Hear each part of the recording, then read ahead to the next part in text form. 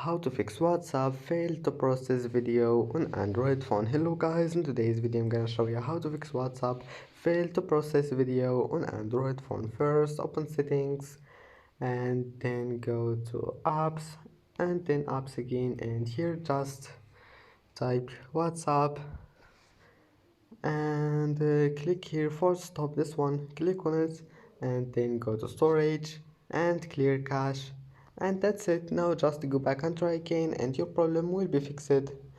And if that doesn't fix your problem, it means that you need to clean some space. Just go to storage and click clean up, and then just click clean until you want, or you can just clean it from your gallery here. And that's it for today's video. Don't forget like and don't forget subscribe, and thank you for watching this video until the end, and see you in the next video.